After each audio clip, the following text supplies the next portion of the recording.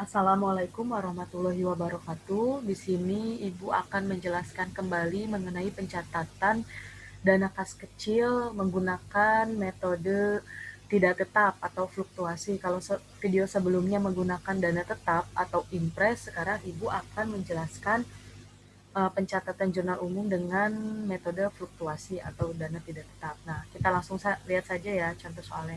Di sini ada soalnya sama seperti pencatatan sebelumnya, soalnya sama. PT Rona menyelenggarakan kas kecil untuk pengeluaran-pengeluaran dalam jurnal kecil.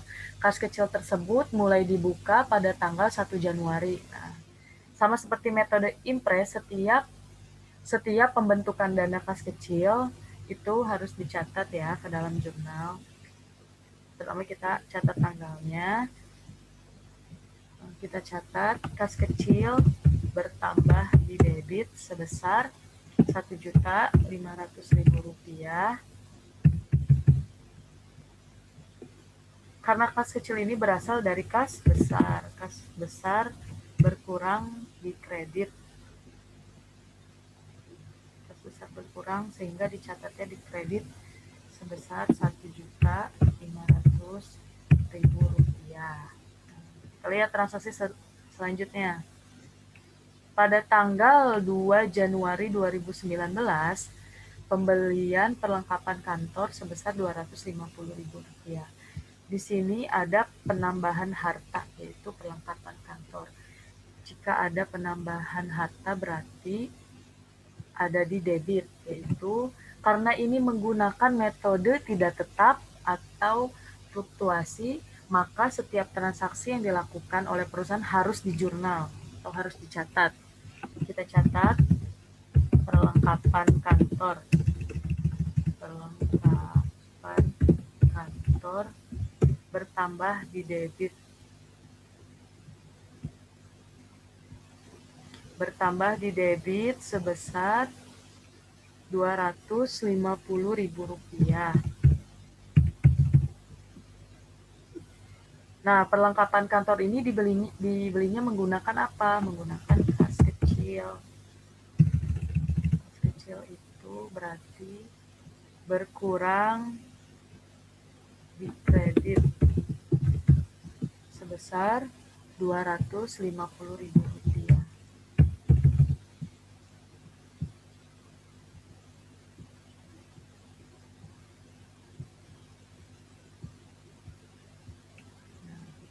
Transaksi selanjutnya, pada tanggal 3 Januari, pembayaran biaya angkut.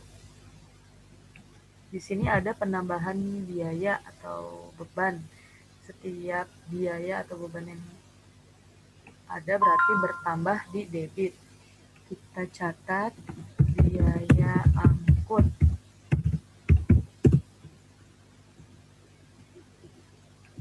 Biaya angkut sebesar Rp100.000 dan mengurangi kas kecil.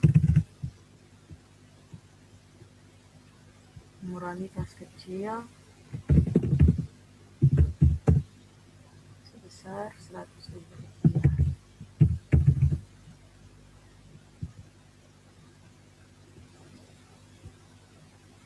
Transaksi selanjutnya pada tanggal yang sama yaitu 3 Januari. Biaya pertemuan bulanan. Sama terdapat penambahan biaya atau beban. Kita catat. Karena ini menggunakan metode, sekali lagi, karena ini menggunakan metode tidak tetap atau fluktuasi, setiap transaksi pengeluaran yang dilakukan oleh perusahaan harus dicatat ya, berbeda dengan metode impres, tidak ada penjurnalan. Sekarang kita catat pada tanggal 3 biaya pertemuan sebesar Rp300.000. Menggunakan kas kecil sebesar Rp300.000.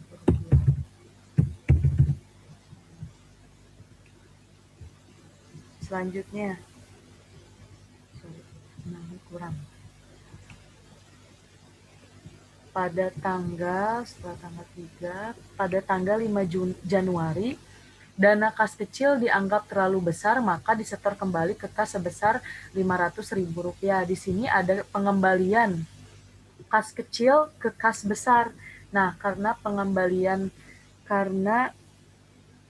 pengembalian kas kecil ini mengurangi kas kecil dan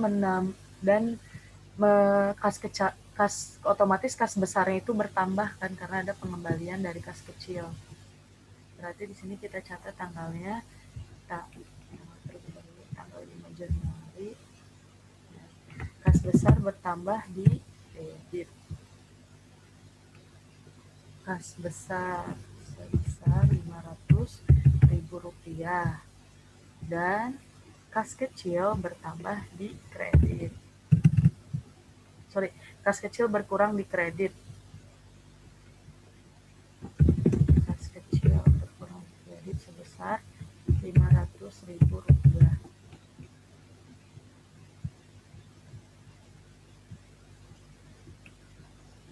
Selanjutnya, pada tanggal 6, dana kas kecil diisi kembali. Dana kas kecil diisi kembali.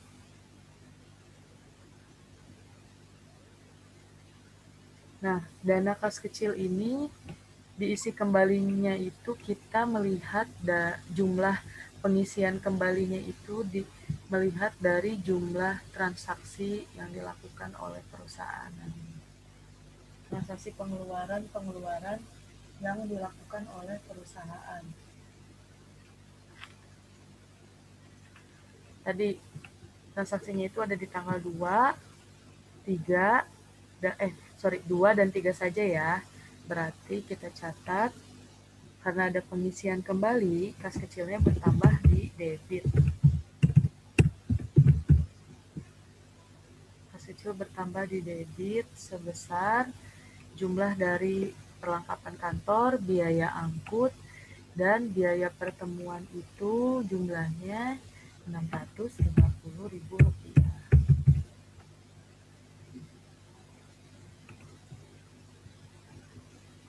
Nah, karena pengisian kas kecil ini berasal dari kas besar, maka kas besarnya berkurang.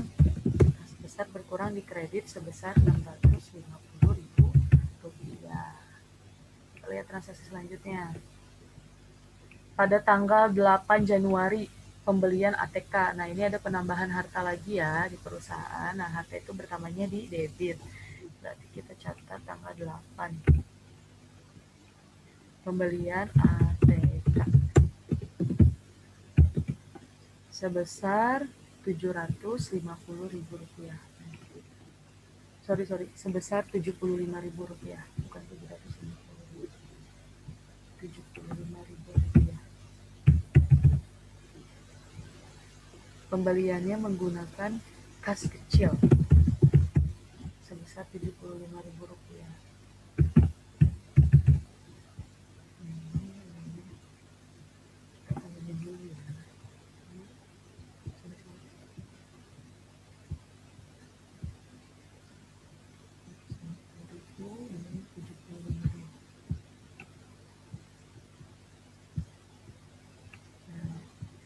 Transaksi selanjutnya pada tanggal 15 Januari, pembelian perlengkapan kantor. Tanggal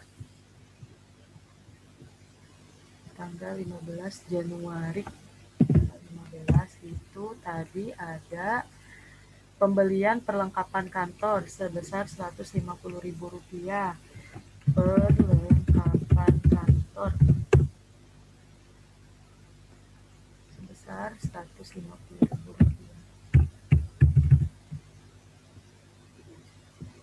Kas kecilnya berkurang sebesar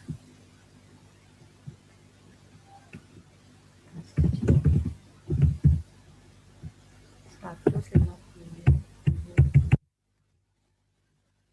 Transaksi selanjutnya pada tanggal 20 Januari 2019, pembayaran langganan koran sebesar Rp125.000.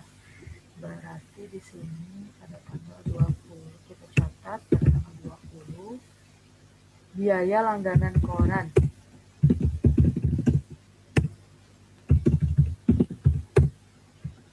biaya langganan koran sebesar tadi Rp125.000 menggunakan kas kecil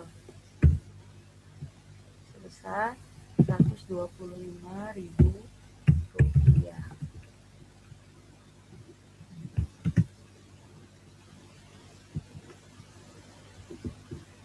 Selanjutnya pada tanggal 21 Januari 2019 dana kas kecil kembali diisi. Dana kas kecil kembali diisi pada tanggal 21 Januari. Nah, di sini kas kecilnya berarti bertambah. Kas kecil bertambah sebesar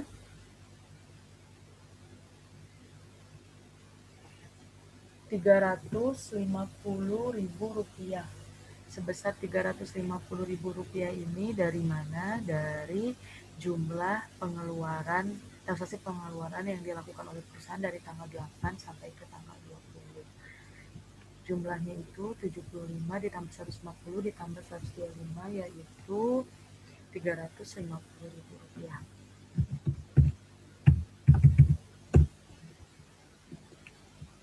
Selanjutnya, kas kecilnya ini, pengisian kembali kas kecil ini berasal dari kas besar. Berarti kas besarnya catat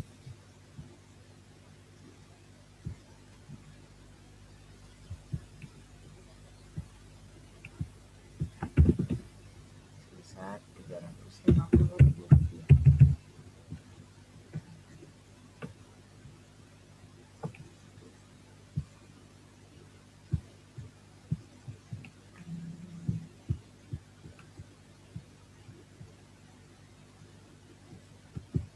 Nah, ini merupakan bentuk pencatatan dana kas kecil ke dalam jurnal umum menggunakan metode tidak tetap atau fluktuasi.